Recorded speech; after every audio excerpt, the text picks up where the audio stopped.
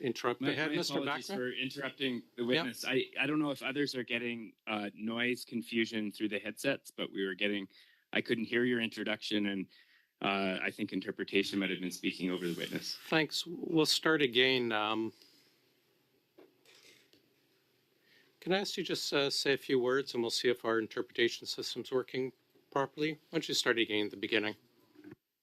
My name is Crystal Samaganus. I come to you from the Kimanan, which is the traditional territories of the Tamale First Nation and the Temiagam and Anishinaabe, where I live with my children.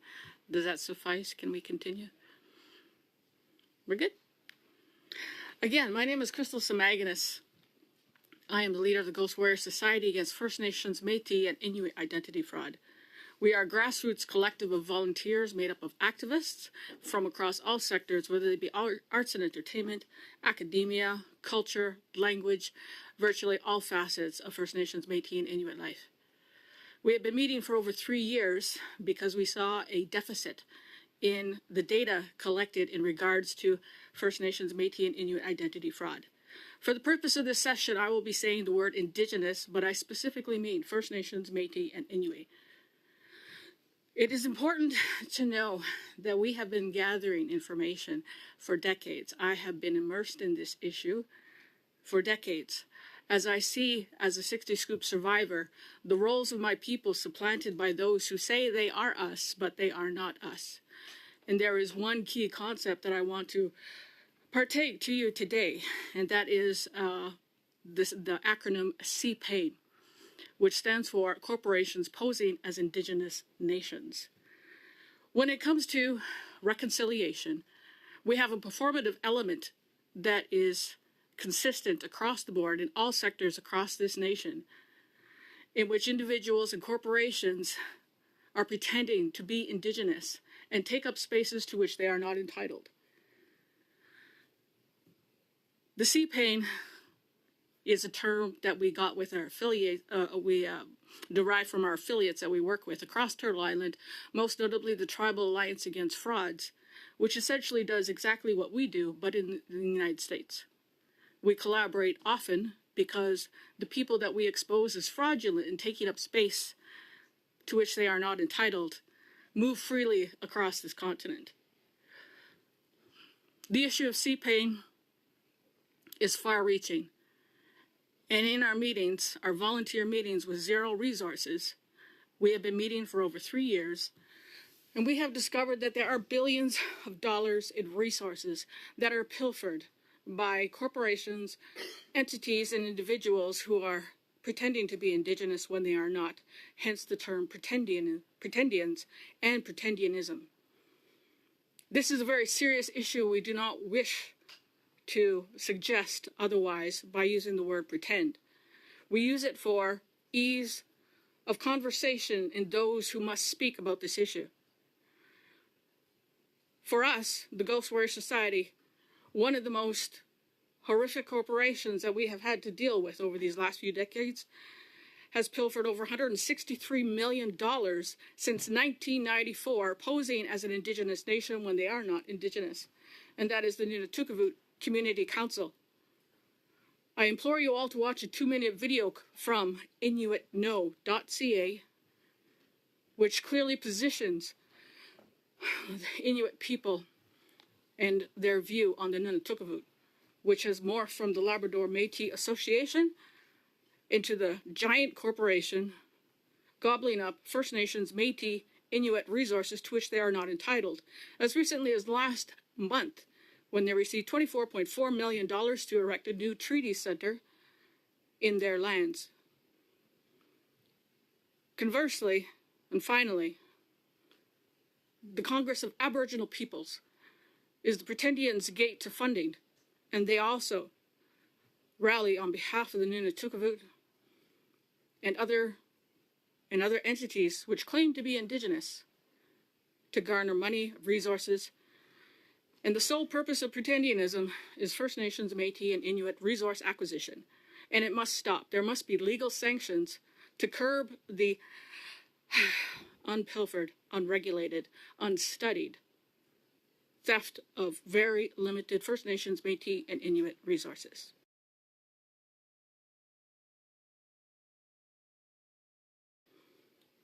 Thank you. Thanks very much. Mr. Carignan, we'll turn it over to you, please, for 5 minutes. Thank you very much, and thank you for the opportunity to address the committee today. Pour ceux qui parlent français, je m'appelle Denis Carignan. For those who speak French, my name is Denis Carignan, but I grew up in Saskatchewan as Dennis Carrigan. In English, just because I'm more at ease in English. I'm president and co-founder of a company called Plato. We are an IT services company that was founded in New Brunswick in 1997. It's a company that operated for the first almost a little over 20 years of its existence as a non-Indigenous owned company. And I'm a First Nation person from Saskatchewan, from the Pasqua First Nation. And I met the original founder of that company in 2015, and we had the idea about creating a company that would seek to invest in Indigenous Canadians, First Nation, Inuit, Métis citizens to help them develop the skills and provide employment within the technology sector. What began as a conversation in May of 2015 has turned into a company that is now employing over 140 First Nation, Inuit, Métis citizens. And it's a company that employs around 400 employees from Halifax to Victoria, British Columbia. We have developed over the course of our history a training program. It's essentially a new application of an apprenticeship model, a training model that's been around for hundreds of years in skilled trades. And really the focus is to identify Indigenous Canadians that are interested in pursuing careers in technology, providing market-based learning, supplemented with some accreditation through New Brunswick Community College, as well as micro-certifications that are useful in building a career in technology. To date, we are about $40 million in annual revenues in terms of consulting revenues, and we are an almost 30-year-old company that became majority Indigenous owned in January of 2022. So since becoming majority Indigenous owned, we have sought to find a way to be a part of federal government procurement projects. To date, almost 100% of our revenue comes from either the private sector or from provincial organizations or else organizations across North America, with about 12% of our revenues annually coming from American-based companies. We are an outsourced company. We're able to provide employment opportunities for Canadians that either reside in cities or who have developed the skills and who reside outside of cities. And in fact, we've got a handful of employees, about 10, that are at home working and generating a livelihood in their home communities. And these communities range from the Flying Dust First Nation in northwestern Saskatchewan to the Okanese First Nation in southern Saskatchewan, and a handful of others across the country. In terms of trying to become a vendor for the Government of Canada, we understood that the Government of Canada is a very sophisticated buyer. It's a buyer that prefers scale. So it is sort of set up for organizations that are very large, international consulting companies, to do better on projects. We definitely understood that. But our model of developing Indigenous technology professionals really involves working on projects so that we can develop the skills and expertise that folks can use to build their careers, build their acumen over time. And we know that we're able to actually generate employment opportunities, and with the most senior of our technology resources that are Indigenous now entering into their 9th year of professional experience. They're no longer entry-level or junior-level resources. They're now intermediates and are starting to specialize in different technology areas, ranging from software testing, which is our primary service offering, to other areas like business analysis or project management, different skills that are in demand in the technology sector across Canada and across the world. We knew that coming into the Government of Canada, there were some certifications that were required. So over the course of the last 2.5 years, we've sought to become certainly registered under the Indigenous Business Registry, certifications under the TBIPS process to make sure that we qualify for projects of that nature. We have one of our offices that's certified as controlled goods. We've worked through the secret level security process. We've also become a technology partner with the likes of companies like SAP, Microsoft, and Tricentis, who are industry leaders and whose products are used by the Government of Canada. Really, the goal for us is to, become a company that qualifies as a vendor. And in so doing, we've learned a lot. And we know that the Government of Canada is a formidable place to become a vendor. But as a company that is new and one which is not new, because we're almost 30 years old, we believe we have some insights and offerings that we can maybe provide that can be of help to this committee in terms of its mandate of looking at Indigenous procurement across Canada. So with that, I'll say hi and thank you. Thanks very much. We'll start with Mr. Genuis for 6 minutes, please. Go ahead, sir. Thank you, Chair. Thank you to both of our witnesses, and thank you for the opportunity that we have with this important meeting to discuss the issue of Indigenous procurement and some of the abuses that we have heard about through the Arrive scam scandal initially, and now through some further investigations that have been done. And we've heard from Indigenous leaders who have said that there is a significant problem in this Indigenous procurement space with companies that are either not Indigenous or perhaps some misuse of the rules that allow the primary beneficiaries to be non-Indigenous companies. And this is the spirit in which we're engaging in this important study. I'll start with a question to the Ghost Warrior Society. So I think there are probably three distinct categories we can look at of abuse or potential abuse when it comes to Indigenous procurement. One is just complete fabrication or misrepresentation by a company about Indigenous identity. Another is the misuse of joint ventures, where you have officially a joint venture gaining advantage of a contract that's been set aside for Indigenous peoples, but in effect, virtually all of the benefit from that contract is going to the non-Indigenous partner. And then you have the kind of case of contracting or subcontracting and subcontracting, where you have a kind of a very small shell company getting contracts and then subcontracting all the work and subcontracting to non-Indigenous companies. So in all of these different kinds of cases, but we're seeing efforts by the government to say they've checked a box in terms of Indigenous procurement, but substantively the no or very limited benefit is going to Indigenous peoples. And part of the problem we see behind this is that the government is maintaining its own list of Indigenous businesses that is not consistent with lists that are put together by Indigenous organizations themselves. So I want to just drill down on the Indigenous procurement issue. Why do you think the federal government would maintain their own list? And why is the federal government struggling to actually define parameters of a program that would see Indigenous peoples being the primary beneficiaries? Through our initial forays and research into this multifaceted issue, the problem is there is no unified or central body that regulates that authenticates Indigenous identity or monitors, these agreements once they have been set up.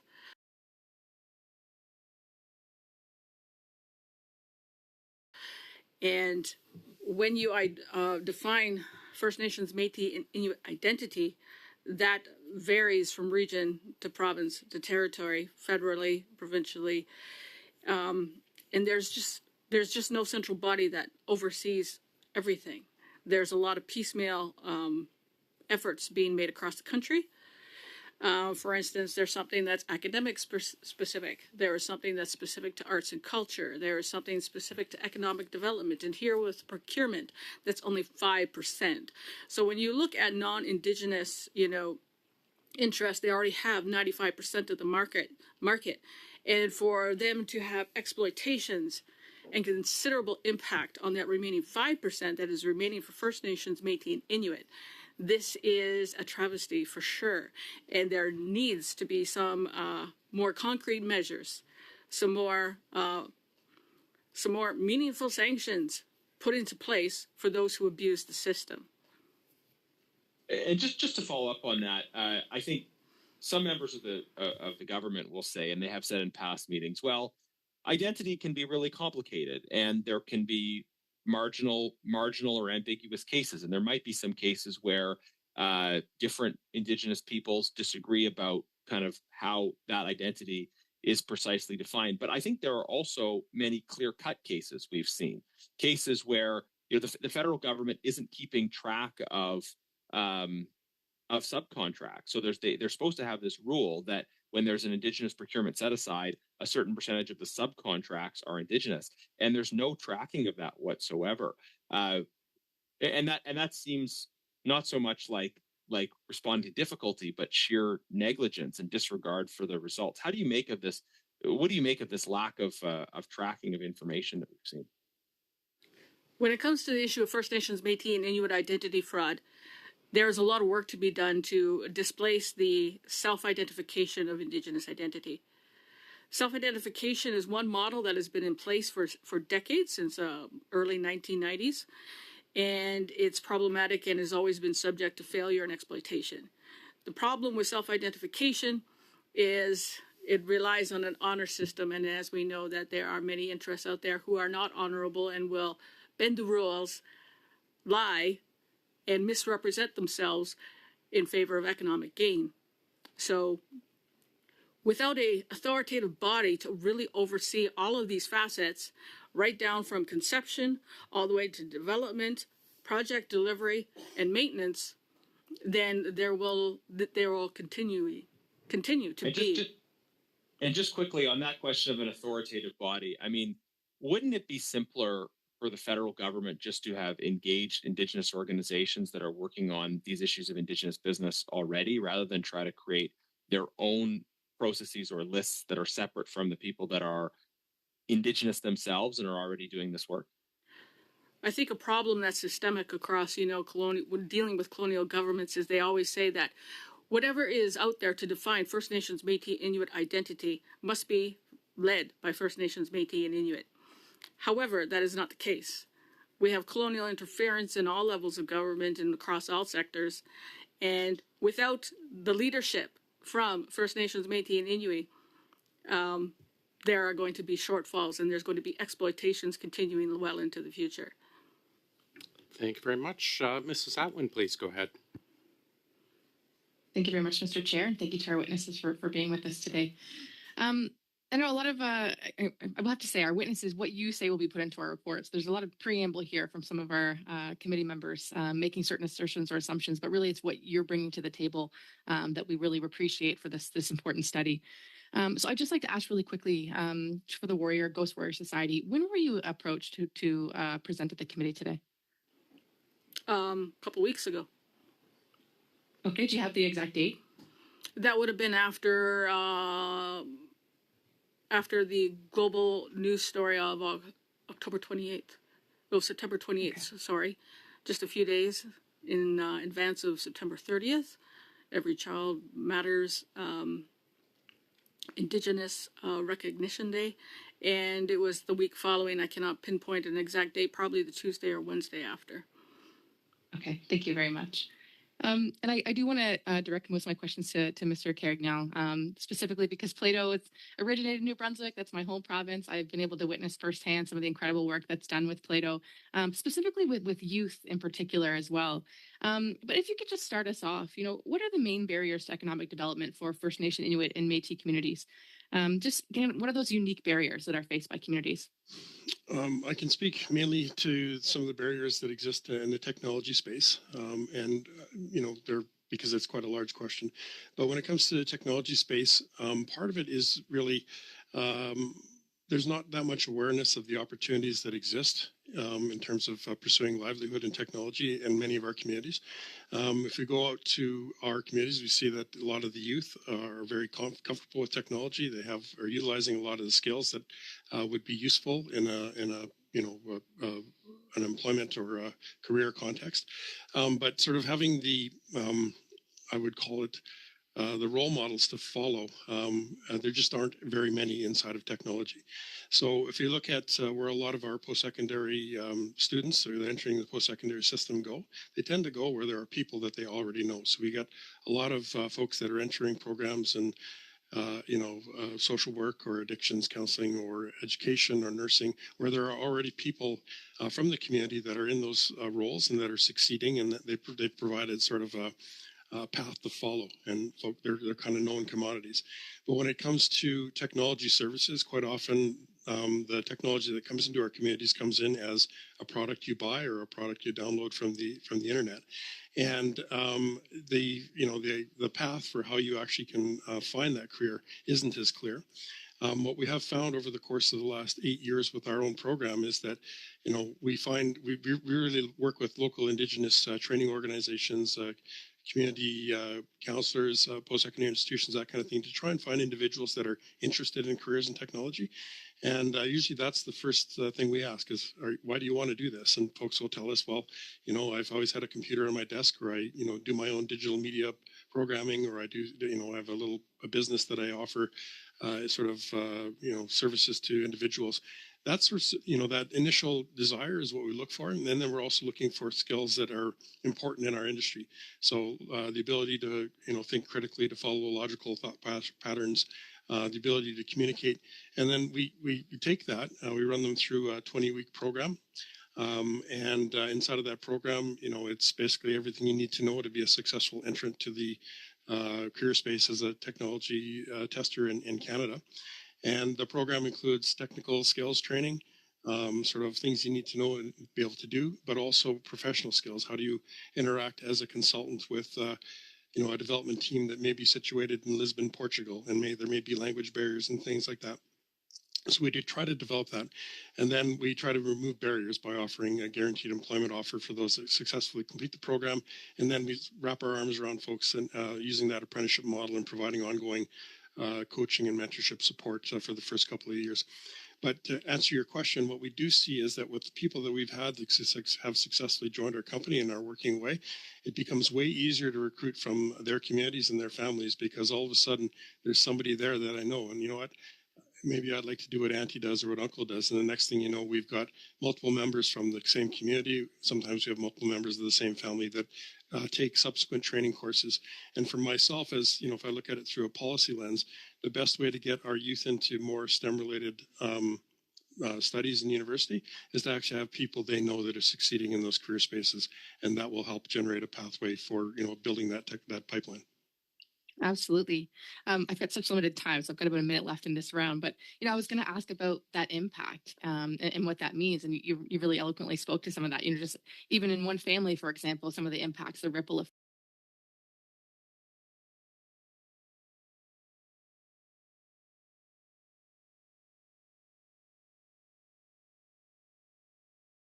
effects that can be seen, and specifically that the piece of Plato where you've got that employment offer at the end. Can you speak to how important that is specifically? The idea was really to remove barriers. And when you look at most of us got our first job because we knew somebody who knew somebody who knew somebody, and that helped us get us in the door. But if there are no other members of communities that are in the technology space, it's harder to do. So the idea was to remove the initial barrier. And then the second one was through our training program, you start to develop that initial network of professional people inside of the space. Because quite often we're there to solve problems. You might run into a situation where you don't know the answer. First thing you do is reach out to somebody you know that say, have you seen this before? Can we use that? We see that offer of employment. Originally, I guess we designed it as part of a carrot to get people through the course, but really we think it's a way of actually putting our money where our mouth is, in the sense that, we say we're going to offer that employment. It is an offer. People are free to accept. Once they've completed the training, they're free to accept any other offer. If they get a better deal from a different company, they're free to accept that. But our guarantee to the trainees is that we will offer you that employment. And most accept it, probably because inside of that training cohort, there's a community that's established. And then that community becomes the first professional network that exists within the same enterprise. Excellent. Thank you very much. Thank you. Thanks. We'll now go to Mrs. Vignola, please, for 6. Merci beaucoup, Monsieur le Président. Thank you very much, Mr. Chair.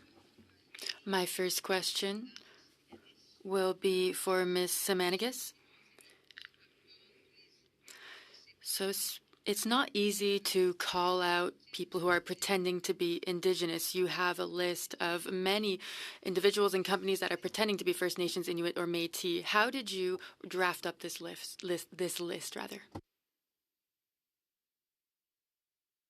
So the Ghost Warrior Society are done in affiliation with other grassroots organizations such as the Tribal Alliance Against Frauds in the United States, as I mentioned previously, as well as other collectives such as the Indigenous Women's Collective, the Toronto Circle of Matriarchs, and all of these other grassroots collectives that study the issue of pretendianism.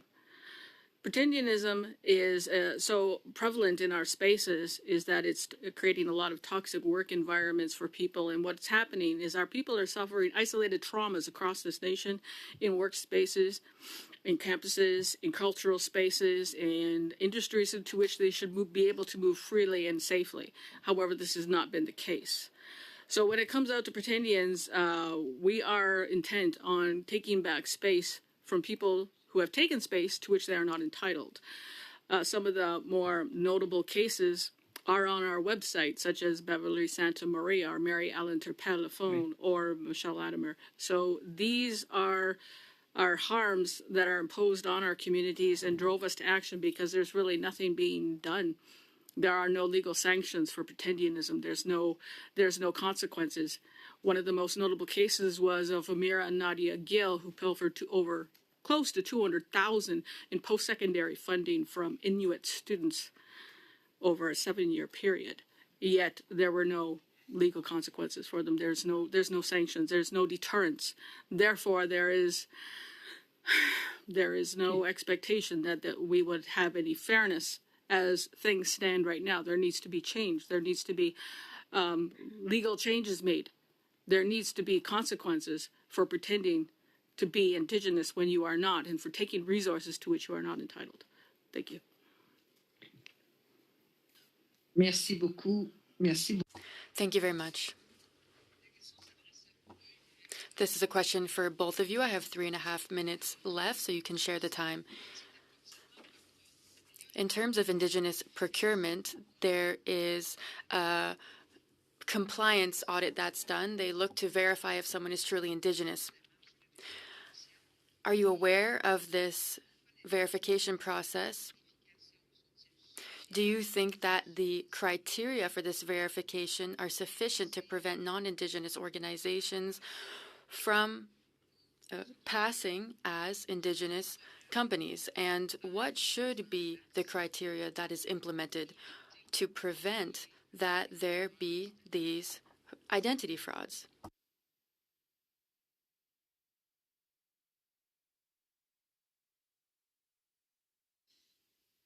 Is that for me? Sorry. Vous pouvez répondre tous les deux, chacun à votre. You can both answer, each in your own turn. We can start with you, Mr. Carignon, followed by Ms. Maginnis. Oui, désolé, j'ai ici les questions en français, donc.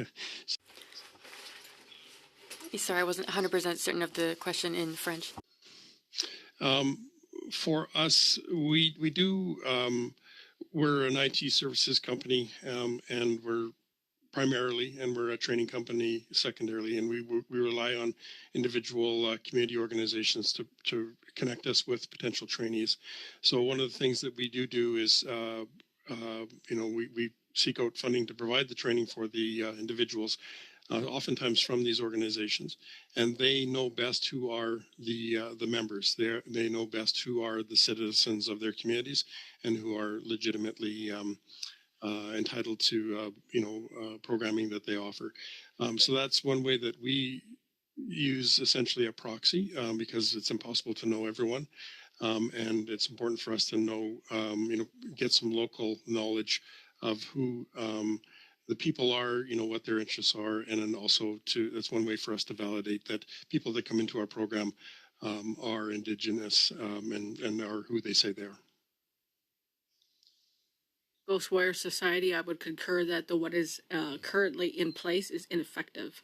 And also, we also use that proxy protocol, meaning that when we are authenticating, we do not say to the Dene Nation, this is not your person. We ask the Dene Nation, is this your person? Is this your member? Is this your beneficiary?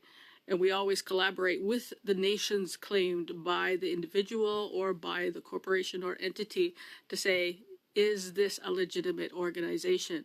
We are not ones out to say this person. We work with the nations claimed, and that's a very important distinction to make. And I think that any solution must be First Nations, Métis, and Inuit led.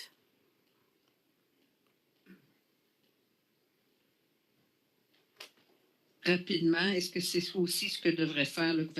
And is this what the federal government should be doing? Should they be using certified Indigenous organizations to determine if a company is or is not Indigenous? Yes, because when you look at any Indigenous First Nations Métis Inuit entity, organization, or corporation, they are operating within the parameters of not only their community, their land base, they're operating within an umbrella organization such as the Union of Ontario Indians or the Anishinaabe Aski Nation. There are always, larger political bodies that must be involved in all aspects and all levels of verification and throughout the process. And so when you collaborate with these, umbrella government organizations, Treaty Number 9, Treaty Number 6, and you engage with those governments, you are empowering Indigenous people across the board. You are validating their processes, their nationhood, their autonomy. And it's really important that government really listens to those governmental political bodies and organizations that are already in place. And especially when they say things like the Nunatukavu Community Council is not eligible for the amount of funding that they have received over these many decades. Thank you. Thank you. Mr. Backrack, please. Thank you. And thanks to our witnesses for being with us today to answer our questions on this important issue. And I apologize if my point of order near the beginning was a bit abrupt. I wanted to make sure that I could hear everything that was going on, and it was a little bit challenging. So forgive the interruption. Ms. Samaganus, I hope I pronounced that correctly. Your last point about allowing Indigenous nations to verify that individuals belong to them, as opposed to asking the individuals who they belong to, seems like really central to this question of Indigenous identity.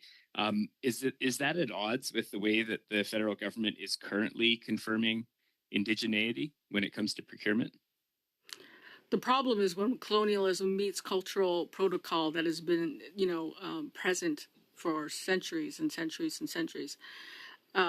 There are many non-colonial entities that still operate within the First Nations, Métis, and Inuit communities and spaces, such as the Ghost Warrior Society or other medicine societies that exist and uphold our cultural integrity. When it comes to procurement and engaging with those organizations, you are validating their processes, and that is probably not a colonial approach, but is the lack of colonial,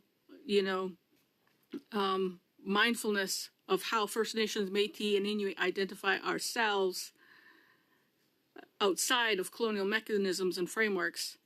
That's important. That is keenly important in furthering the economic growth of First Nations, Métis, and Inuit.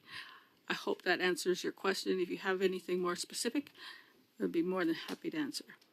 No, that's very helpful.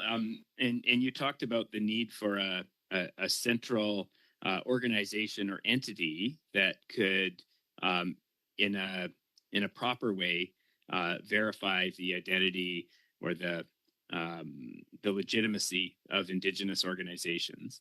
And I know that a number of national Indigenous organizations have recently formed the Indigenous Procurement Office. I wonder if you're familiar with that and whether you think that kind of body could hold promise for serving the function that you noted. I see a great deal of potential in that kind of organization.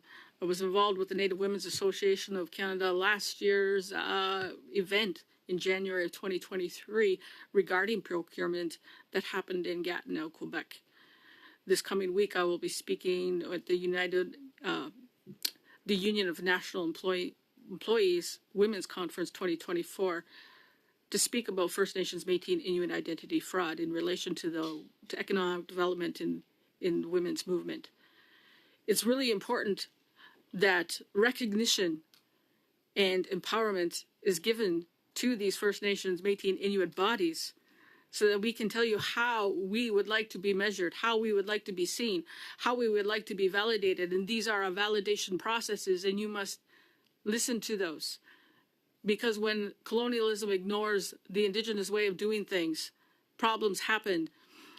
Problems happen, and exploitation runs rampant unchecked. And this is what motivated my journey here today, to try to make positive change in something that has just basically run roughshod over my people's resources, my people's spaces, my people's autonomy. Thank you, Ms. Meganis. I wonder, Mr. Chair, if I have a moment to pose a question to Mr. Kerrigan. I'll take that as a yes. Sorry. Yes, you've got 2 minutes.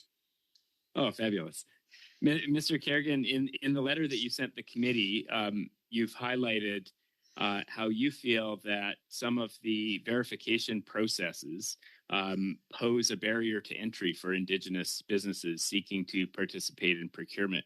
Could you perhaps lay out in a bit of detail Sure. what specifically those barriers are?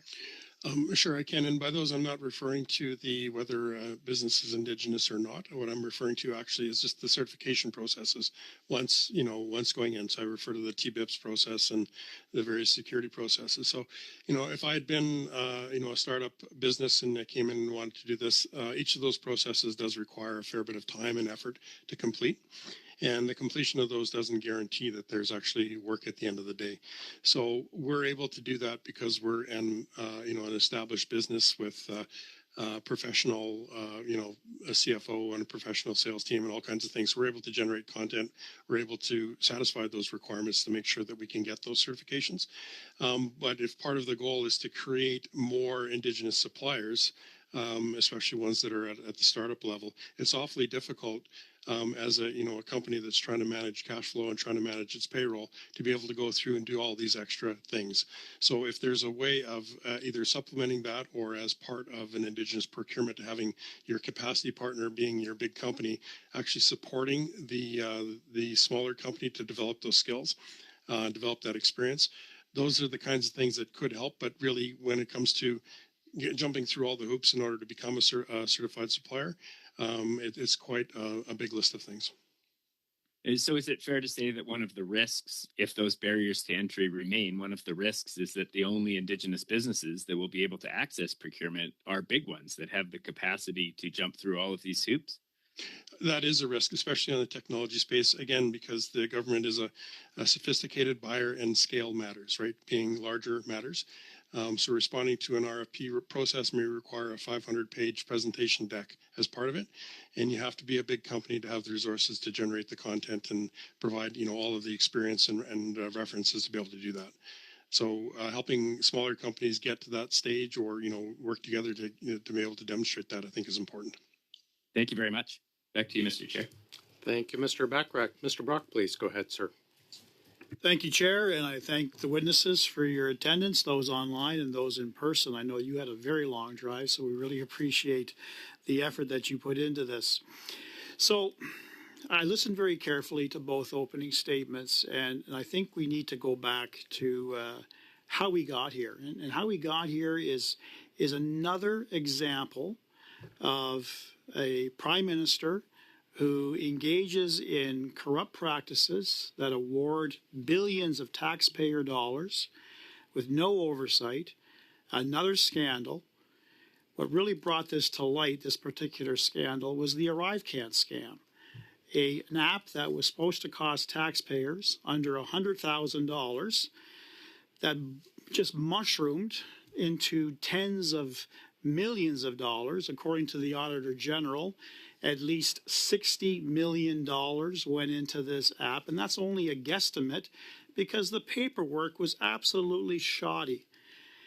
And inherent in that, we find out that there is an Indigenous, claiming an Indigenous-owned company. It's called Dalian, owned by an individual by the name of David Yao.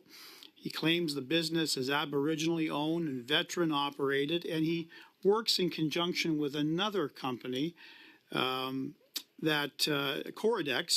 that the two of them together are among the top recipients of contracts under the Indigenous Set-Aside program. The company itself received close to $8 million for their work on the ArriveCan app. David Yao, when he testified at committee, could not identify exactly what he did. Most of the work was handled by Coridex, who has no Indigenous ownership, no Indigenous employees, yet the government saw fit to allow this to go unchecked, unabated. Now, you referenced at the beginning that you've done years of research, you've identified billions of dollars pilfered by fake businesses. What do you say, Crystal, as a result of that statement I'm just giving to you, that the federal government has allowed this to continue for as long as it has without any consequences? My response is that the Ghost Warrior Society does not have any favorites in terms of political parties. I think that colonialism is equally dismal across all sectors and when it comes to serving the true needs and the true and supporting the genuine growth of First Nations, Métis, and Inuit. When it comes to that particular scandal, for those two entities to have absolutely no Indigenous Aboriginal affiliation is indeed horrific.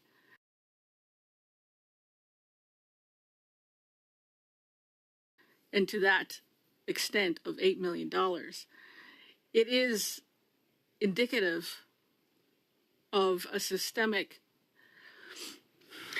exploitation that happens in relation to procurement and the government awarding monies in the name of First Nations, Métis, and Inuit to these companies, to these corporations, to these entities in the name of reconciliation when they are not Indigenous at all. And what measures were not met? What maintenance? What reports? What failed to that extent? And I asked that also for Nuntukavut because like $8 million is small in comparison to, $163 million since 1994 for the Nuntukavut Community Council. Again, these are astronomical numbers, and when I say billions of dollars per year, I mean per year.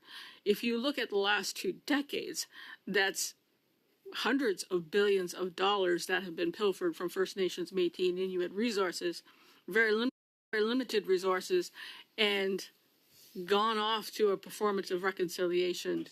I got a limited amount of time. Yes. This Indigenous set-aside program is valued at over $1 billion every year.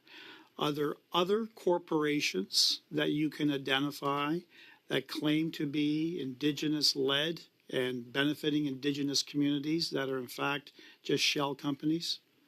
Well, there's the Red Sky Independent Métis. There's the Métis Nation of Ontario. There's the Painted Feather Woodland Métis. We have identified over 300 fraudulent Métis organizations that exist throughout Canada, primarily in Ontario, Quebec, British Columbia, and across this country. They're all listed on our website, and they exist as corporations such as the Red Sky Independent Métis, who sign on to resource extraction agreements and then seek to enter into resource extraction and development and economic development in the name of Indigenous engagement, but they're not Indigenous. They are settlers. Thank you. Would you be able to provide that list to the committee? Is it easy to extract that you could provide it, or is it best we just look at your website? We do have a partial list. It has not been updated since September. As I mentioned before, we operate solely on volunteers. We have absolutely no financial resources. Myself, I have dedicated. Yeah. Back it down. Thanks very much. Mr. Baines, please go ahead, sir, for 5. Thank you, Mr. Chair, and thank you to both of our witnesses for joining us today for this very important study. Mr. Chair, before I begin my round of questions, I do have a small motion to move. I move that, given the chair made a unilateral decision to cancel the meeting on October 10th, 2024, then called a meeting with less than the usual practice of 48 hours notice during a constituency week, without consulting other parties, the committee members request that the chair consult and obtain the consensus of the parties for calling meetings during constituency weeks and respect a minimum 48-hour notice period while adhering as much as possible to the committee's usual schedule. And this should be in everybody's. Order, Chair. Yep, sorry, I'm going to interrupt you, Mr. Baines. Mr. General. Yeah, this is clearly not on the matter at hand, Chair. I think Mr. Baines would be well within his rights to give notice of this motion and move it at the appropriate time. We have witnesses who. It's my time, Mr. Chair. I'm going to interrupt both of you. Sorry, I'm going to interrupt both of you. We're not in committee business. You do not put your notice on motion, and it's not one of. I don't believe it's one of an at-hand motion. If you want to read it into the record and then bring it up Tuesday, you are welcome to. But it's not. I'd like to challenge your decision there, sir. Certainly. I will have the clerk take a vote. Ms. Atwin? Overrule the chair. So you're voting against, because the question is whether or not the chair's ruling should be sustained. Against. Against. Mr. Baines? Against. Mr. Johari? Against. Mr. Zuberi? Against. Mr. Koto?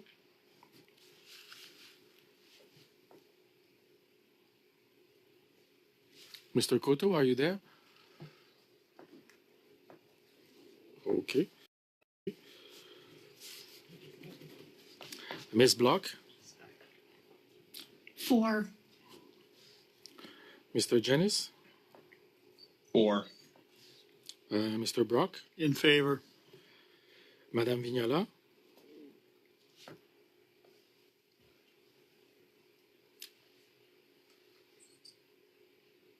On ne vous a pas entendu, Madame Vignola. On va y aller avec contre. Okay. Mr. Backrack? Against. I think MP Koto is back. Yeas pour 3 and nays contre 6. The chair? I'm here. I was here when the vote was being taken. It wouldn't have mattered, Mr. Koto, but thanks. Okay. The chair's overruled. Continue, Mr. Baines. Okay, sorry. It doesn't matter, Mr. Koto. Okay, thank you. We'll record your vote, though, so don't worry. Mr. Baines, continue. Thank you, Mr. Chair. And I believe the motion has been emailed in both languages to everybody's inbox. And are you speaking on Baines? Yes, I'll just briefly speak to it. As you know, sir, it's very difficult for people like myself from the West Coast to make our way down to Ottawa when we don't have the ample amount of time to get there for some of these important studies, and we've seen this on a number of occasions. At the same time, constituency weeks for us are an opportunity to do extremely important work on several priorities that we are working on. And today, especially, there was an interim housing project, several interim housing project summits that we were working on. And in this, if we had enough, or if I had enough ample notice, I could have made adjustments to those things, and it disrupted several community partners' schedules. And again, all of this work is important. I believe you can appreciate that. I think that if we can get to an official ruling from you on this motion with respect to what's stated in it, I think it would be appreciated if you could, follow some of the guidelines that we are all used to and that are stated out for us in the appropriate manner on how we conduct committees and the committee business. So thank you. Okay, Mr. Genwis and then Mr. Brock. And Mr. Okay, Zuberi. thank you, Chair. Look, this is really, really frustrating. We've all come here to work and to hear from the witnesses. I know Liberals have a caucus revolt to plan, I guess, but they should be willing to come to committee, ask questions to the witnesses. This is the studies that we've been doing for a long time. People were aware of this study happening. This is information that we need to hear from, and frankly. I haven't, the motion was just moved. It's a procedural motion completely unrelated to the testimony that we're hearing. This is a tactic from Liberal MPs who want to silence the witnesses, who are frankly calling them out. These are witnesses that are calling Liberals out for their grotesque mismanagement of a program that was supposed to benefit Indigenous peoples. We have a witness here from the Ghost Warrior Society talking about how under this government, and willing to criticize all parties, but specifically highlighting how under this government there's been a significant growth in non-Indigenous insiders appropriating for themselves benefits that are supposed to be for Indigenous peoples. I want to hear this testimony. If government members have a response to try to justify or explain their failures, they should be willing to engage in dialogue with this witness. Instead, we have a procedural motion that's moved that's clearly out of order, that clearly could be dealt with at another time, that clearly could be discussed at a meeting next week with proper notice. But we have the witnesses here. We should hear from these witnesses instead of countenancing this Liberal tactic to try to silence witnesses that have been critical of their approach. I'm very surprised to see members of other parties supporting the government in overruling clearly a fair ruling by the chair to say that this motion was not in order. I think we need to hear from these Indigenous leaders who have made the time to come to Ottawa to give their feedback and that are contributing constructively to our study and our work. This is really surprising to see the government in the middle of this testimony move this motion that effectively is preventing these Indigenous leaders from sharing their experience, that is preventing us from getting to the bottom of this Liberal corruption within the Indigenous procurement program, where non-Indigenous, well-connected insiders have taken advantage of this program. So with that in mind, Chair, I hope we will be able to get back to the witnesses. I'm happy to review this motion. There may be details that we can discuss in it procedurally in terms of how we govern our business going forward. I think Conservatives would be very open to a reasonable discussion of this motion, but not moved at a time when it's clearly out of order, overruling the chair to say it's in order when it's not, and trying to shut down witnesses in the process. So I would now move that the committee proceed to hear from the witnesses.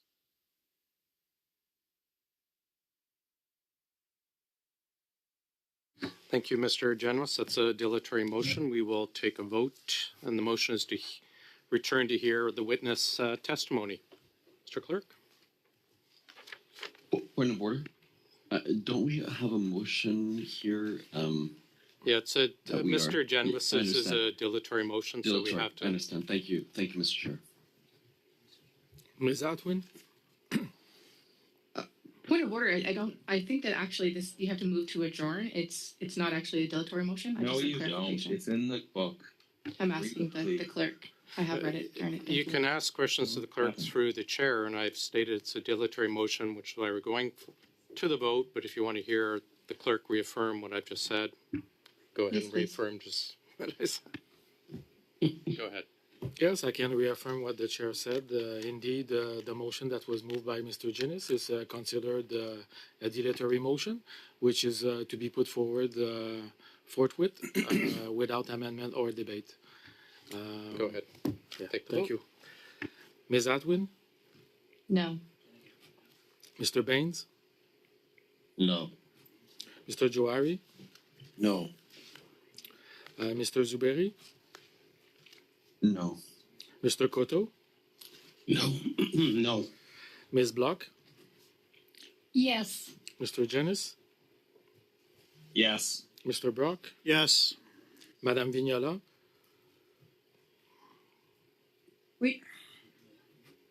Mr. Backrack? No. Yeas pour 4-4 and nays contre 6-6. Motion is defeated. Now on to Mr. Brock. Mr. Zabari. Point of order. Thank you, Mr. Chair. I just wanted to flag I lowered and raised my hand by mistake, but I still want to keep my order. Thank you, Mr. Chair. I was getting to your name than Mr. Jawari's. Mr. Brock, go ahead. Well, I have much to say. First, I want to deeply apologize to both of our witnesses who are here to continue a discussion and an examination and review of a very serious issue. As I identified, Ms. Samaniganis, you traveled over 5 hours from Northern Ontario to be here in person. My colleague, Mr. Genuis, said how disappointing this maneuver was. He used softer language than I intend on using. I find it disgusting. I find it disrespectful. And a social justice issue such as this deserves the appropriate amount of time.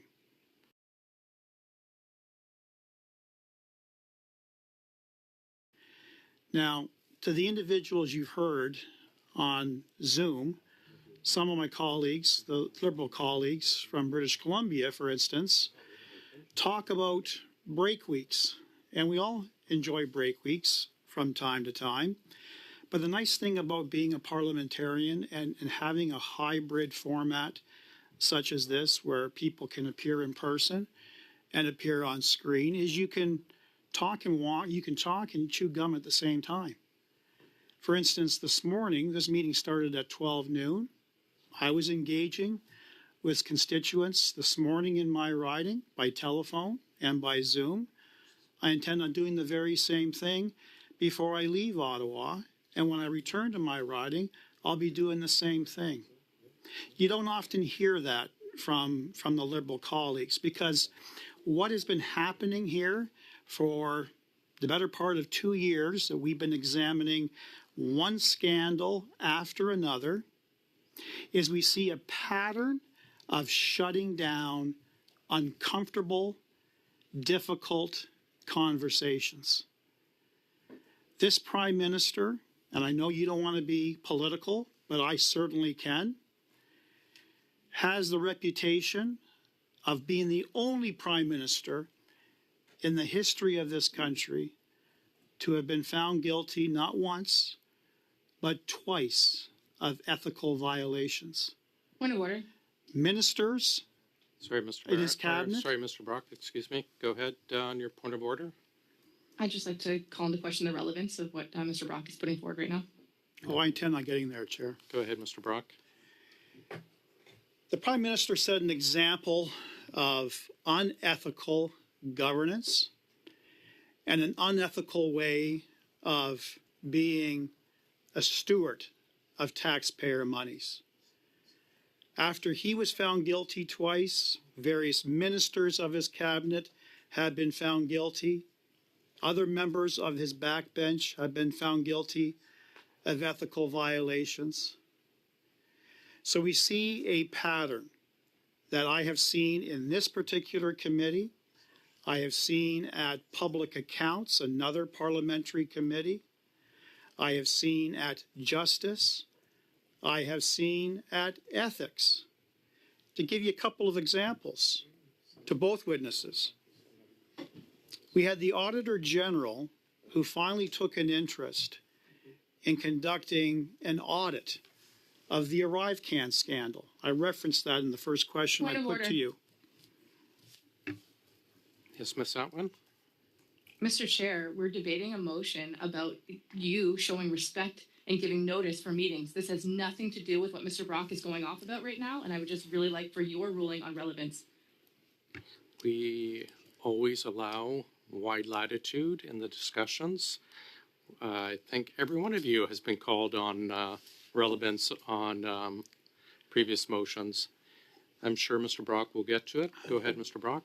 Absolutely. And to Ms. Atwin and the rest of her Liberal colleagues, I informed you at the outset, this is going to be lengthy and I will get to relevancy, but it'll be on my time, Miss Atwin, certainly not yours or any member of your party. So to give you an example of the disrespect shown by the Liberal Party and its members and the NDP, which at that point was in a coalition with the Liberal government, and hypocrisy is just abundant when we're talking about the NDP party, because they talk a tough game in the House. They talk tough in social media about how difficult. Yeah, Mr. Coteau, again, we might have an issue with your mic, so... Can I try? Yeah, I was going to say try, but don't go too fast, and I'll interrupt you if we're having an issue, but go ahead and I'll wait for a signal from our interpreters. Thank you, Mr. Chair. I'm new to the committee, but I just want to make sure if we just vote on this procedural vote quickly, we can get back to the witnesses, right? We could be back to the witnesses after a vote in 2 minutes. If we just stop debating and deal with the motion, okay? Correct? Let me just see if the translation's working and everything. Oh, we're okay. It's not really a point of order, but yes, okay. if they're... I just, just so the witnesses know that if we actually stop debating this procedural item and voted on it, we could actually get back to it right away. If it was withdrawn, we could get back to it right away. If it was voted on, we'd get back to it right away. So both ways, yes. Go ahead, Mr. Brock. So to the witnesses here, I wanted to give you a couple of examples of similar situations that you've just experienced where they want to silence witnesses. The ArriveCan scandal, when it first gained speed, the Auditor General was conducting an audit. She was asked to attend a committee to give us an update on the audit. It was then revealed that the RCMP had started an investigation. I had put a question to the Auditor General about when she was informed that the RCMP had started their investigation, and her response was, I read it in the newspaper just like everybody else. And I expressed my deep concern and disgust that the Liberal government did not see fit to inform the Auditor General about this important fact.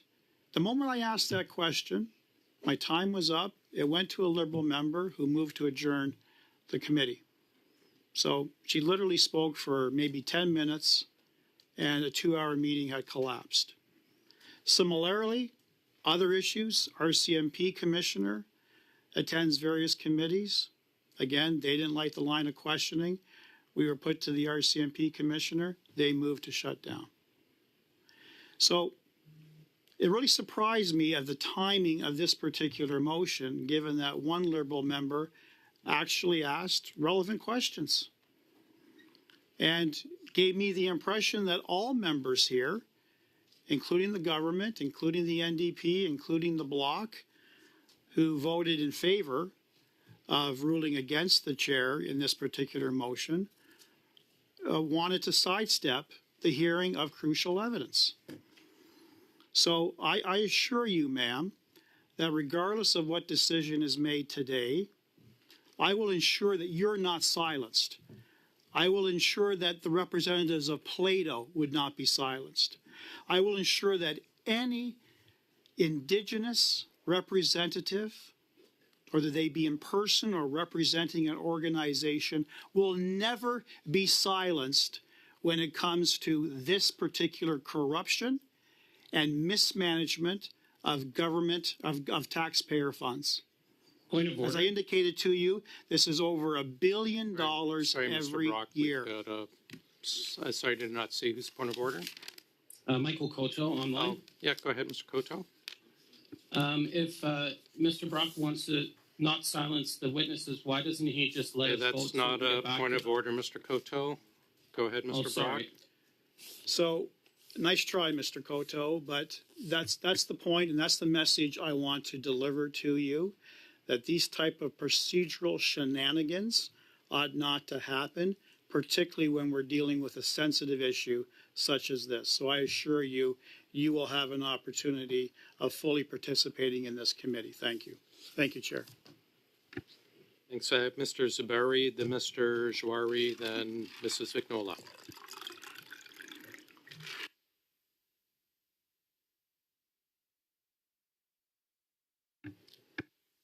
Mr. Zabari. Oh, go ahead, Mr. Zabari. Thank you, Mr. Chair. I simply wanted to be, I want to be very brief. I think that we should reduce our interventions on this subject in the interest of actually hearing the witnesses. I find the testimony extremely interesting and do believe that the number one domestic human rights issue is reconciliation with Indigenous people. And Indigenous peoples, and what the testimony we're hearing today is very, very important. That being said, what Mr. Baines has brought forth with respect to a motion is also important in terms of how committees operate, in this committee in particular. With full respect to the committee members, it would make sense, and to the witnesses, that invitations be sent out with a minimal, respectable delay. And I think that's really what we're debating here, which is wholly pertinent to this particular meeting, but also future meetings. Therefore, I want to keep my intervention very, very brief because I do want to hear from the witnesses. And I hope that we can vote on this subject within short order so we can continue this meeting as scheduled. Thank you, sir. Mr. Jouari, please. Thank you, Mr. Chair. First of all, I want to echo what a number of my colleagues have already said. So Ms. Admins talked about the fact that we really do need the time. We have not had a subcommittee meeting to be able to set the agenda. We trust the chair to make sure that he uses judgment. Sending notices out in less than 48 hours result to the situation that we are facing. Now we have of our 5 full-time members, we have 2 of them who could not attend, which now we have to go back and brief to prepare for the next meeting that we are going to have on Indigenous procurement. And that is not fair to us. That's not fair to them. Also, that such a short notice does not allow us to be able to properly prepare to ask the question that we should be asking to ensure that the government get the feedback that they should get. So if this meeting was planned way before, we didn't know about it. So that is an issue. Not following the guideline in the form. We've always worked very collaboratively. We, had a meeting on last Thursday, which got canceled in less than 20 minutes notice, and was given to another conservative chair to be able to run an impromptu meeting that caused another issue. So we are here to work. No question about it. We are here. All our documents, as I've said many times, we've scrambled. We've changed our schedule to make sure that we could participate in this meeting, but not everyone in the committee can do that because there are commitments. 2 of our members could not be here today. And most of us have changed, and we gladly change given this. We are not asking for you to cancel the meeting. We are not saying not have the meeting during the constituency week. All we are saying is, if you're going to have this meeting during the constituency week, give us 48 hours. And had we had that conversation in less than 2 minutes, it would be back into the vote, respecting the committee, getting the 48 hours notice, making sure that we can get all our members here, make sure that we are properly prepared, and benefit from the testimony of the 2 witnesses that we have, that I look forward going back very quickly. And I'm not sure why our conservative colleagues, with all due respect, are filibustering rather than sticking to the point. Let's vote. Let's make sure we get 48 hours notice, even in the constituency week. Let's make sure we can get permanent team members here. And let's make sure that we really give ourselves good time to prepare so we can ask the question that's going to help us. It's their recommendation that's going to go in the report. Thank you. Great. Before we go to Mrs. Vignola, last Thursday, if you recall, a couple of meetings ago, we had agreed, Mrs. Vignola graciously agreed to move back her motion so we could hear from witnesses. And then by the time it came to her motion, it got bumped by another motion.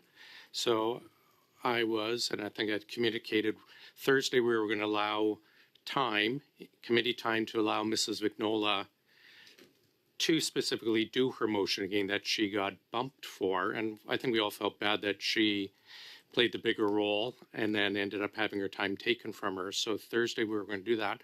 I found out Thursday that Mrs. Vignola was not going to be available.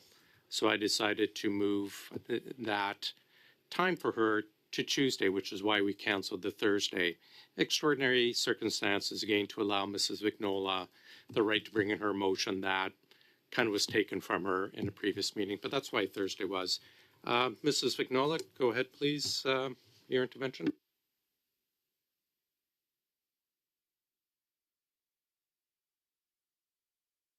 Mrs. Vignola? Is it my turn, Mr. Chair? Yes, okay. Sorry, I didn't hear my name. So concerning last Thursday, I was surprised. I was about me not being there. There was something going on Friday. Sorry, Madame Vignola, to be clear, I'm not blaming you. I'm just I found out you would not be available and I had set aside time. So I just wanted to make sure we had time available because we had bumped you, if you recall, from a previous opportunity to speak on a motion you had presented. But that's why I'm not pointing fingers at you for the reason. It was to allow you that opportunity as we had planned. Sorry, continue. OK. On en reparlera d'une manière. Okay, we'll maybe talk about it later. So I want to hear from our witnesses. The goal of this motion is not to filibuster and to show how much each political party is so virtuous. The motion is just to remind everyone that it would be nice to be made aware of a meeting being scheduled more than 48 hours in advance because we organize our schedules and things can be complicated. Personally, I would prefer to be in person in Ottawa for different personal reasons. However, this was not possible with less than 48 hours notice. Precisely, we received just over 24 hours notice. So I was not able to drive 6 hours to be prepared, get enough sleep, and be there in person for the committee. And so I think it's simply a question of respect for everyone, including our witnesses. And we're not trying to open the door to filibustering. I think it's a friendly motion. I read it. It seems to be rather, again, friendly. And I don't think we need to politicize this any further. The presence of our witnesses is very important. What they have to share with us is very important.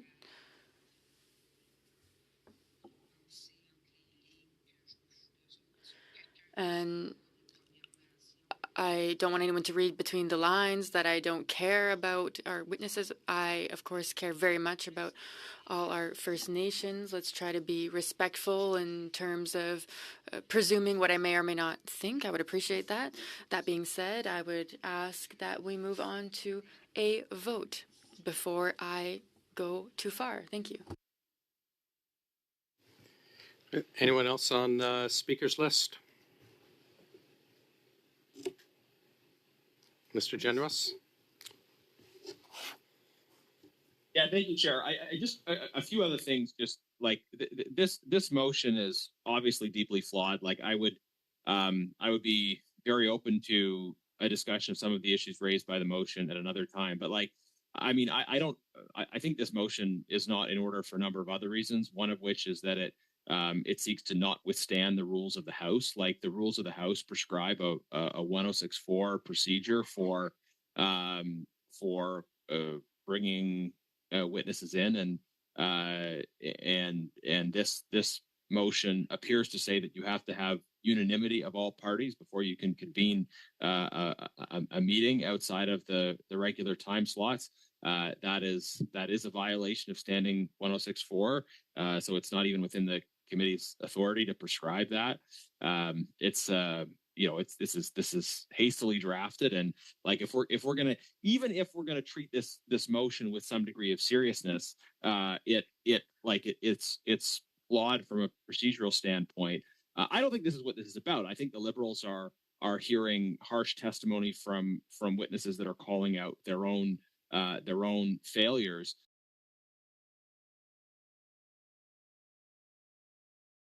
But like the motion has to be written and presented properly if we're going to have if we're going to be able to actually consider it. So, Chair, I'd like you to ask you maybe to just rule on that component of it in particular. I don't think that it's been raised yet in terms of those limitations. And I mean, maybe if a committee passes a motion that tries to not withstand the rules of the House, then it just doesn't apply or something. But this is just another issue with this. I think we should come back to this motion, which is why again, there are things to discuss, but I think we can come back to it at another point in time. But I don't know, maybe Chair, I'll wait for your feedback on that. Hey, Mrs. You have a point on the 106.4. I'm not sure, Mr. Baines, the spirit behind the motion was specifically directed at myself or at 106.4 as well. It is rather unclear, I guess, in the motion. Would be nice if it was properly stated and lined out so we knew exactly what we're dealing with. Yeah. Okay. So I move that we proceed to hearing from the witnesses, and I won't attach a condition to that because I know that would make it a debatable motion. But of course, we can return to it at any point. Like we can return to it later today. We can return to it tomorrow. We can return to it. We can work on some language that resolves these procedural issues. But I want to hear from the witnesses. Let's set aside some time to establish a procedure. If we want to establish a procedure around break weeks, let's have some offline conversations and let's do it. Let's try to be reasonable. If members want to do that, great.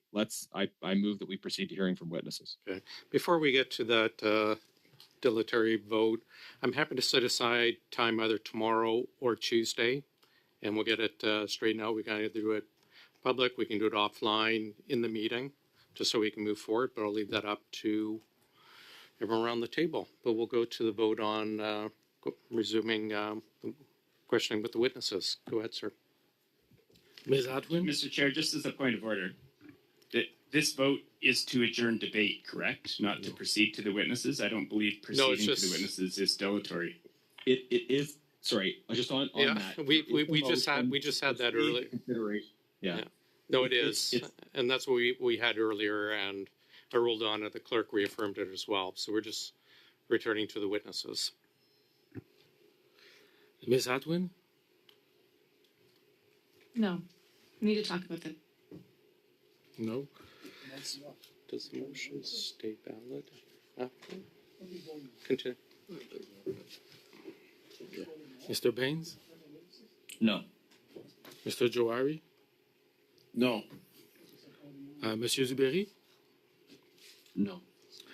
Mr. Cotto? No. Ms. Block? Yes. Mr. Janice? Yes. Mr. Brock? Yes. Madame Vignala?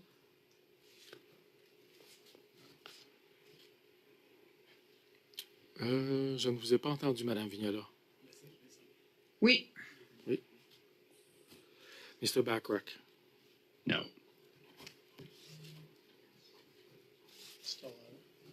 Yeas pour 4, 4, and nays contre 6. 6. We're back to the motion. Mr. Generous.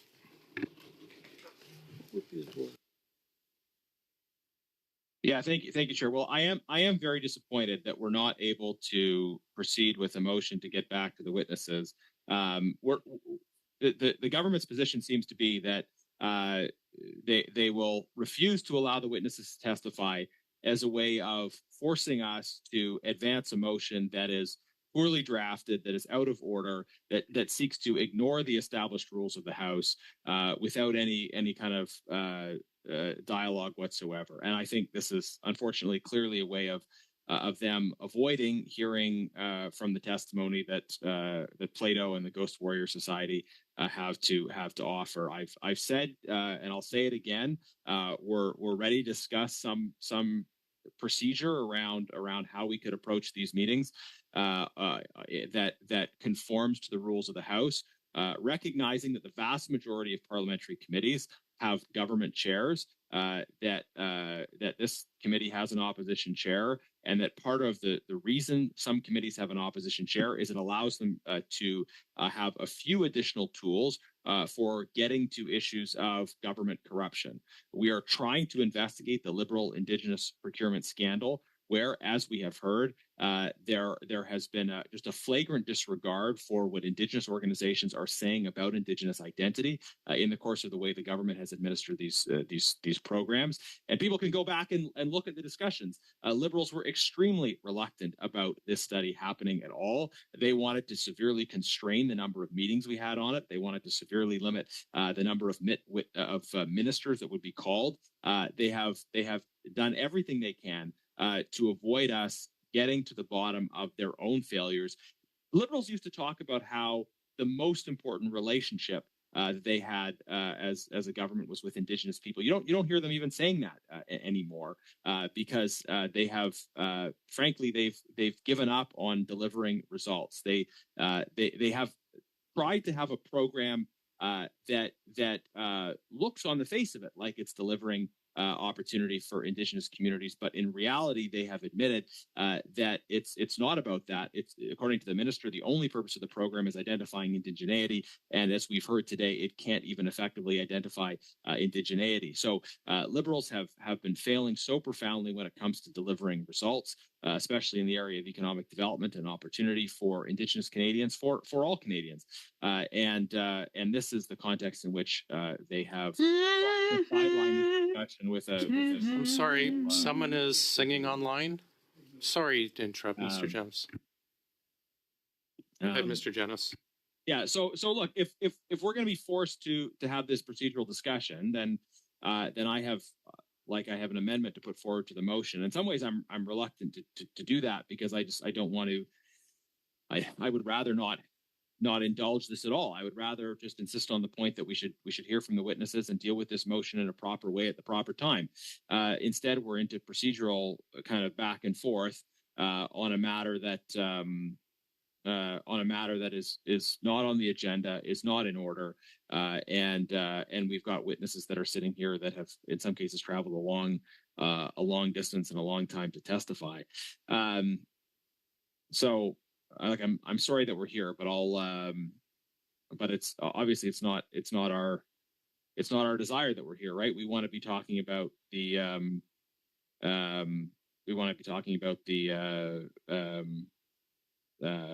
substance of the Indigenous procurement issues. And look, the other thing is, like, if the government's serious about working on solutions to this issue, let's work on solutions. I think this committee could actually work constructively and put forward some very good solutions around the area of making the Indigenous procurement program work as it's intended, and actually shed some light on the problems and the needs for improvement. Instead, the government is choosing a different direction, sadly. So, Chair, I see some other hands. Maybe I'll hold off on moving my amendment for the moment. And I don't know if other members want to. I would like us to be able to adjourn this debate and move back to where we are. So maybe I'll just conclude my comments for now by moving a motion to adjourn debate on this. And if it comes back to me, I guess I'll move an amendment. But I would rather just get to hearing from the witnesses. So at this point, I'll move that we'll see where it goes. I'll move that we adjourn debate on this. Go ahead, sir.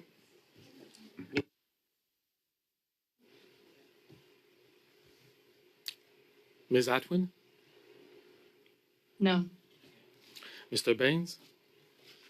No. Mr. Johari? No. Monsieur Zuberi?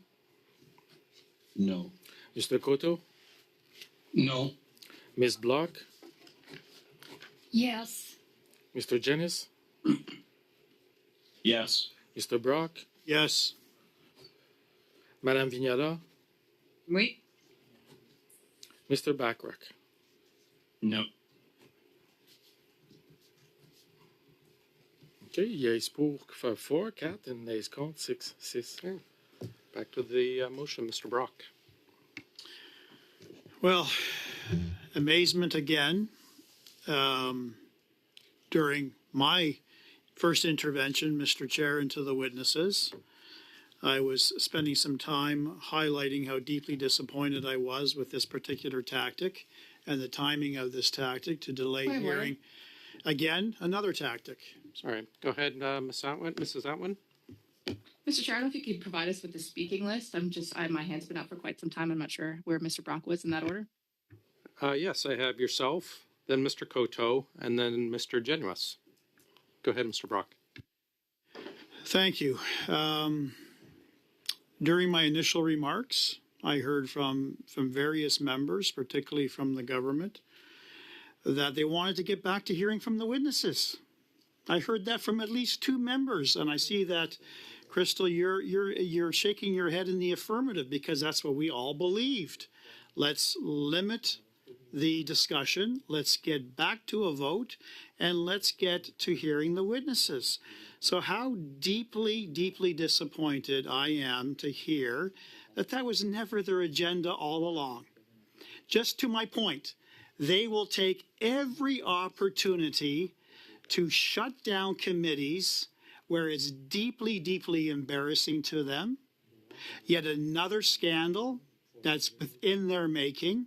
They've turned a blind eye to this practice for years, despite various organizations, despite many, many Indigenous leaders from across this country warning the government about the abuses. We finally got a committee to study this abuse. And what do they want to do?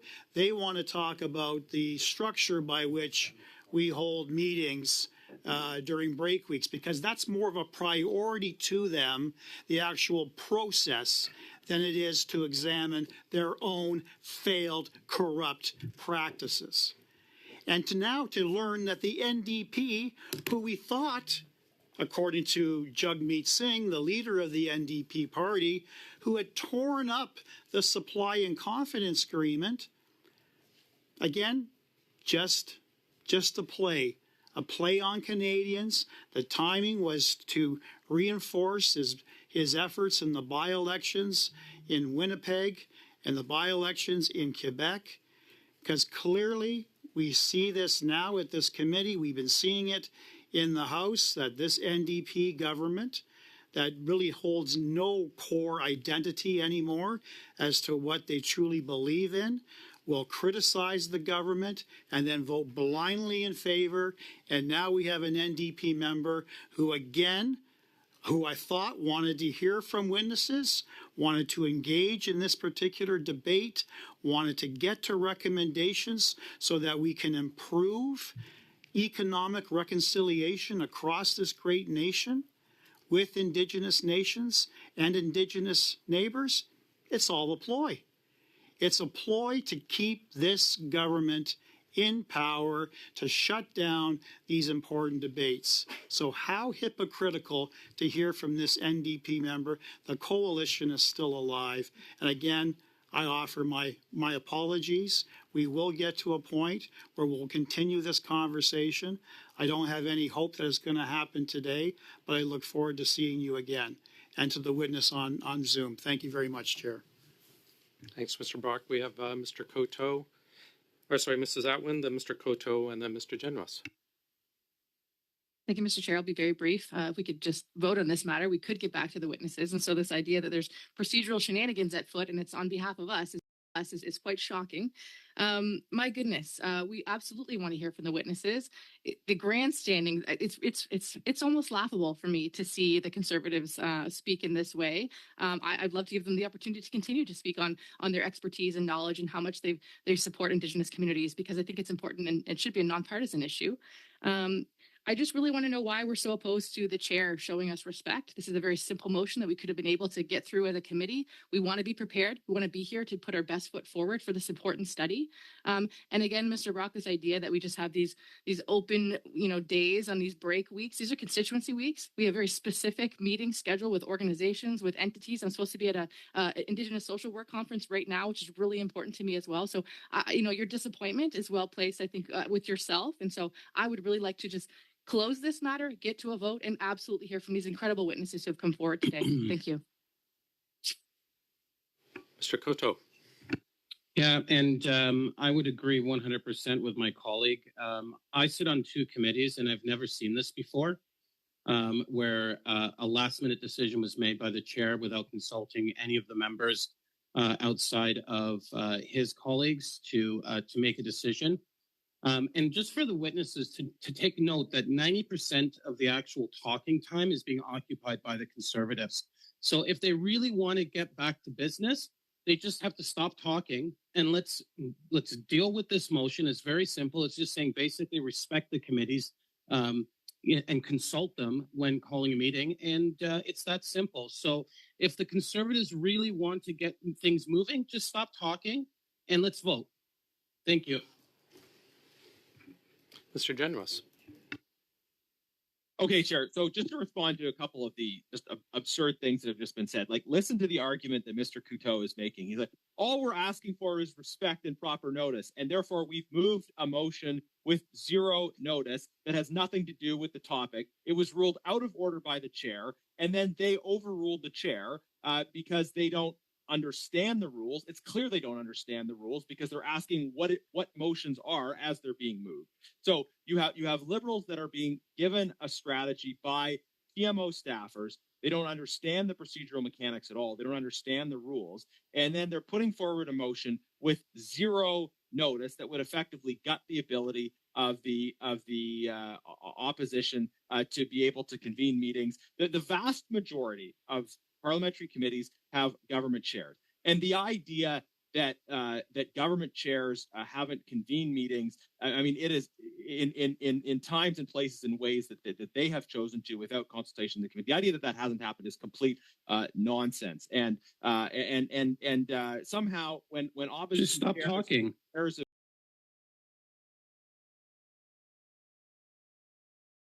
Committees. Sorry, let me interrupt. Sorry, Mr. Generous. Mr. Koto, if you have a point of order, please, just a point of order to the chair, but please don't interrupt. And that goes for everyone, both all 4 parties, please. Continue, Mr. Generous. Yeah. But I have the floor now. So Mr. Couteau is again just demonstrating that he doesn't understand the rules. He doesn't understand how committees work. The rules part of point of order. Move point of order. Okay. When you have sorry, Mr. Generous. Or when it's on a matter. Sorry, Mr. Generous. We have a point of order. Your point of order, Mr. Couteau. I find it very disrespectful. Just on privilege here, I find it very disrespectful that the member just accused me of not understanding parliamentary procedure.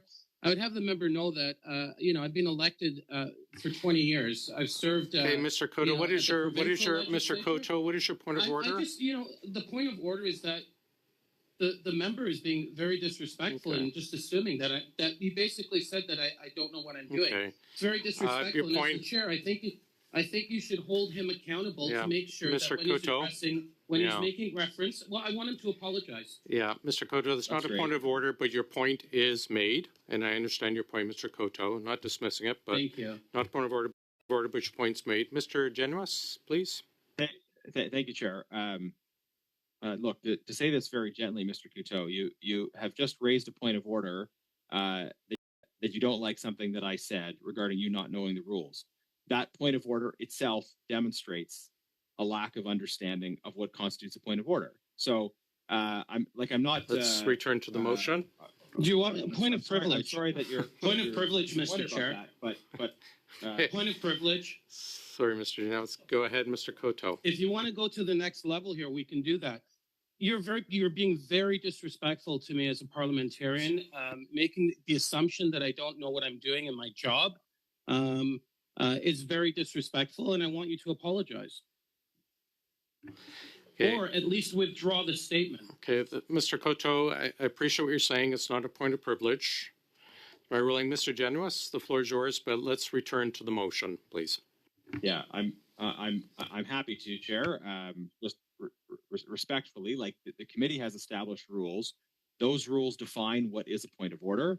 Those rules define what a point of privilege is. And so when a Liberal member misuses those terms and concepts to try to interrupt someone who's speaking, that suggests a certain lack of familiarity with those rules.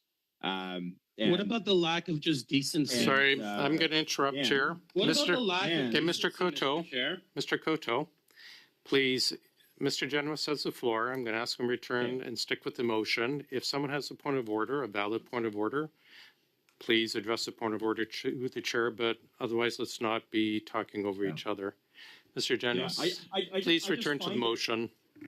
Thank you. And the context of the motion, I just find it baffling that Liberals both take offense to being called out for not following the rules of committee and insist on not following the rules of committee at the same time. This was a motion that was not in order. The rules of moving a motion are designed to allow members to be able to consider matters appropriately and for committees to regulate their activities. So if you have a motion that is on a substantive matter that is not related to what's currently before the committee, then you have to give 48 hours notice. That is the proper procedure. You give a 48-hour notice for moving a motion. Those are the rules of the committee. And you might like other notice requirements to apply to other things, but that's the rule book. And then if you move, you can move a motion without notice if it is on the matter being discussed before the committee. So then you have Liberals decided that they wanted to, in their coalition with the NDP, decided that they wanted to be able to move a motion that was not on notice, and they wanted to be able to surprise us with it, and then try to make this silly argument that somehow it's our fault for not immediately endorsing sight unseen this motion that we didn't receive proper notice of. Well, that is not only unreasonable and unfair, but that is a violation of the rules of committee. But Liberals and New Democrats, acting as a coalition, have overruled the chair to try to move a motion at a time when they are not allowed to normally move that motion, and at a time when we have witnesses sitting before us whose testimony they are disrupting. So they're complaining about a lack of notice while moving a motion without notice. Now, look, on this point about constituency weeks, we all come from relatively large caucuses, some larger than others. If government members had pressing obligations, they might well have advised some of their colleagues that there was important work that was happening at the committee, and could they substitute for them? That was always an option. Look, we all have to prioritize between different things that are happening, but this is extremely important work, and we have a lot of work, a lot of studies before us, the Government Operations Committee, and we also have uncertain timing around various other political events. So this work needs to get done, and proceeding with that work this week with the allowances for substitution makes eminent sense. So the idea of this motion more broadly is that this is a motion that would make it almost impossible, given this requirement for seeming requirement for unanimity among parties, make it virtually impossible to have meetings outside of those specifically defined time constraints. And look, having more meetings than just the windows we have during sitting weeks is what has allowed this committee to get to the bottom of so much Liberal corruption. Having some of these extra meetings has allowed us to get to the bottom of Liberal corruption around government contracting, these abuses we've seen of the Indigenous contracting system. All of this is possible. All of this has been enabled because this is a committee that has been prepared to go above and beyond and get its work done. And no surprise, Liberals do not want that work to be able to continue, which is why they are now trying to throw on the table in the middle of witness testimony the surprise motion that would effectively require unanimity of parties in order to be able to convene a break week. I don't think that's right. I think that's going to undermine the important work of pursuing accountability at this critical accountability committee. This is the work that we're supposed to do as parliamentarians. And I know we all have things we want to do in our constituencies, but the critical work that we're supposed to do as parliamentarians is to review and hold accountable the operations of the executive. That's especially the responsibility of the Government Operations Committee, and we need to have some flexibility to do that. This is an opposition chaired committee for a reason, because the tools of that chairship allow the pursuit of these various scandals that we have seen inflict government broadly over the last 9 years. But this is an important issue. It's a substantial policy issue. I would say let us do this work. We are, this is an obviously flawed motion, and I'm happy to talk about it. I'm happy to go into it. Look, I'll propose that amendment if we have to. But in the meantime, look, we've got now under 20 minutes left. Rather than go through amendments back and forth on this motion, let's give the remaining time back to the witnesses and set aside some time to continue on this motion and to work out some of those details at another date soon. I think if members want to have the discussion on a procedure, this motion isn't it. This motion, I think, has a lot of obvious flaws in it. We can work out the procedure at another time soon, but let's give the balance of the time back to the witnesses, and let's set aside some time to do that. So I would now move that we proceed to hearing from the witnesses.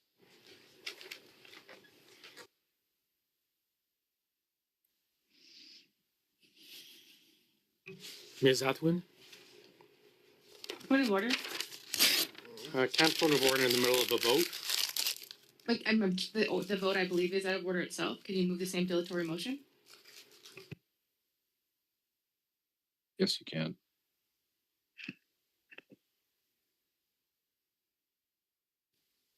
Events have occurred in between. The motion, so that's the logic. Yeah, you can. Continue, sir. Ms. Atwin? No. Mr. Baines? No. Mr. Johari? No. Mr. Zuberi? No. Mr. Cotto? No. Ms. Block? Yes. Mr. Jennings? Yes. Mr. Brock? Yes. Madame Vignola? Wait. Mr. Backrack? No. So, yeas pour 4-4 and nays contre 6-6.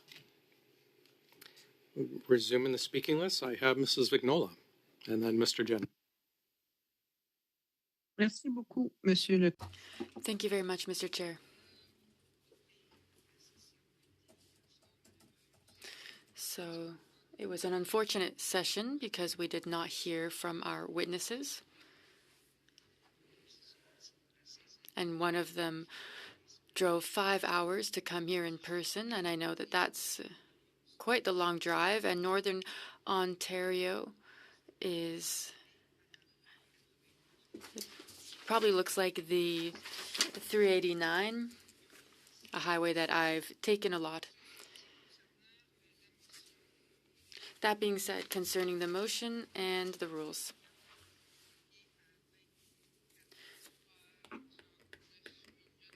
So we were given 24 hours, 39 minutes notice of this meeting at 3:22, so that was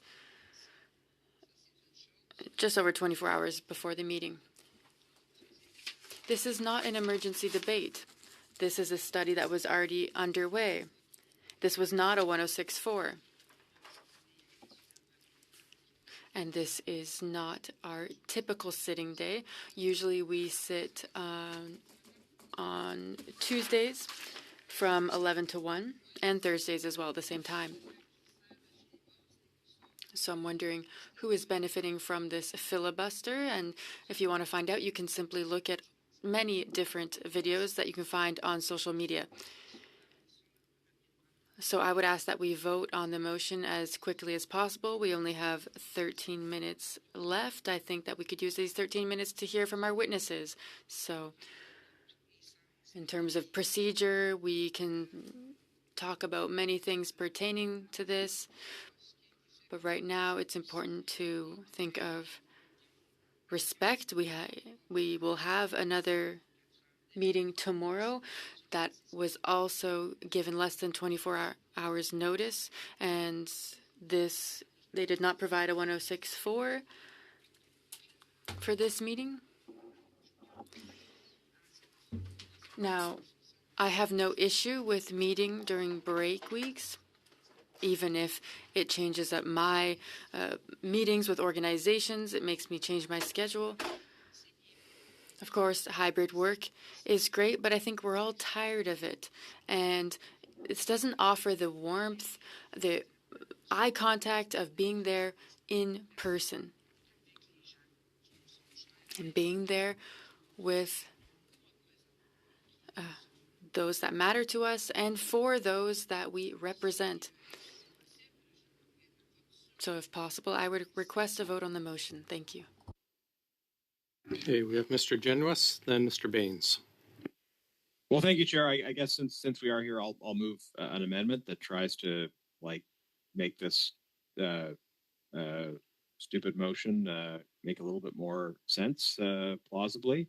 Again, I wish we weren't here. I wish we were hearing from the witnesses, but my amendment would strike out the words from given the chair. Strike out the words given the chair made a unilateral decision to cancel the meeting on October 10th, 2024, then call the meeting with less than. And it would add after the word the chair adhere to the. It would strike out the words the committee members and replace them with or, and strike out the words and respect a minimum 48-hour notice period while adhering as much as possible to the committee's usual schedule. The revised would read that the chair adhere to the usual practice of 48 hours of notice during a constituency week without consulting other parties, or request the chair consult and obtain the consensus of the parties for calling meetings during constituency weeks. This amendment would be consistent with Standing Order 1064. It wouldn't seek to violate the rules of the House. It would require a 48-hour notice period or agreement of the parties to proceed.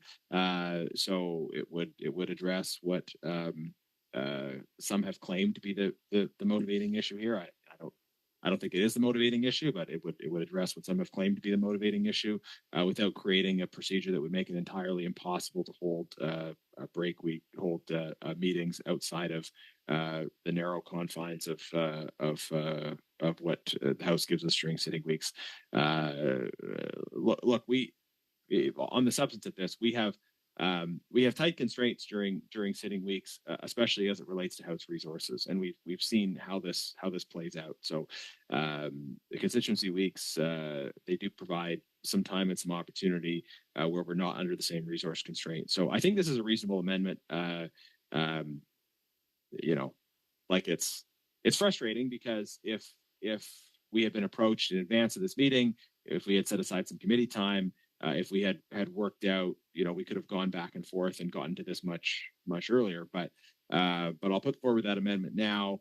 I wish we were hearing from the witnesses, but the amendment is there, and we'll see how people react to it. And I don't know if there's a way of bringing it home, so to speak.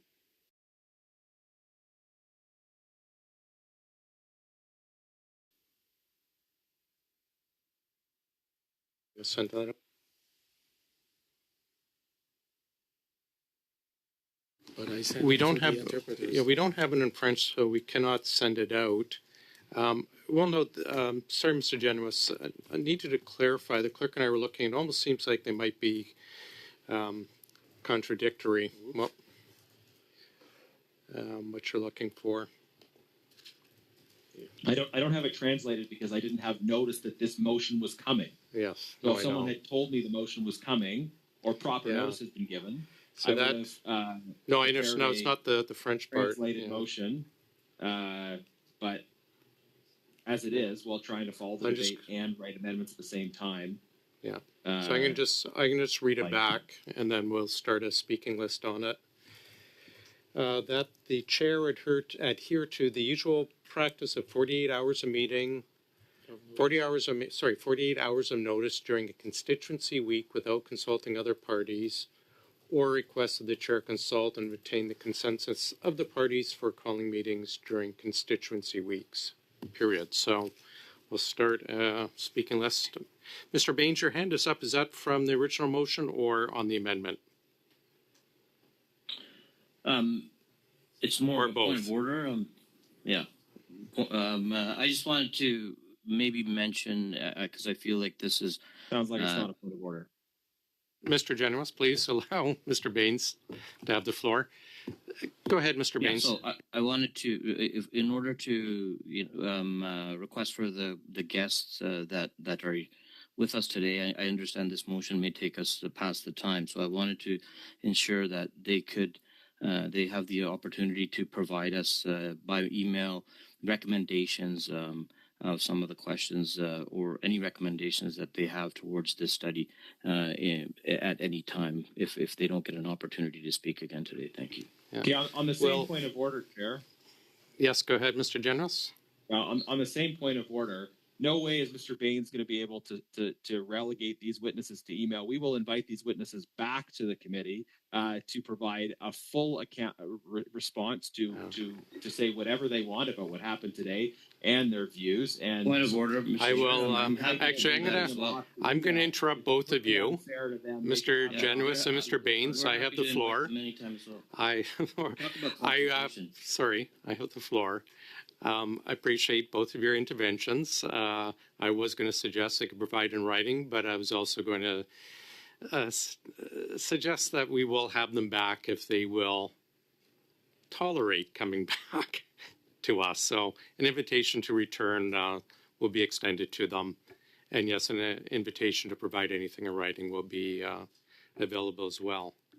So thank you for bringing that up, Mr. Baines. Appreciate it, and Mr. Generous, for your point. And I think we've got Mr. Generous as the floor. Sorry, no, I moved my amendment, and I think it's... Sorry, speaking this on the amendment then, Mr. Oh, sorry, we were at Mr. Baines. You had your hand up for the original motion. Did you want to speak on the amendment as well? No, I'll withdraw my hand. Thank you. Thanks. I'll keep your hand up for the original motion, though. Oh, go ahead, Mrs. Block.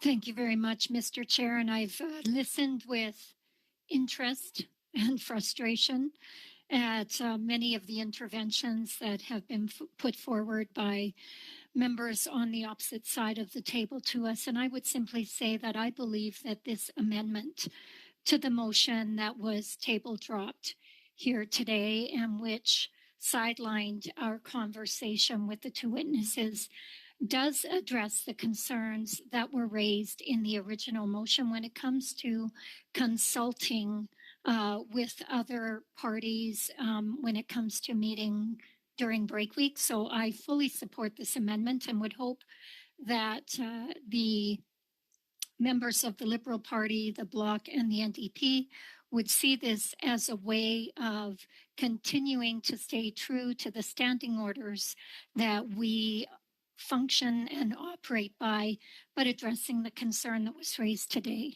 Thank you. Thank you. Anyone else?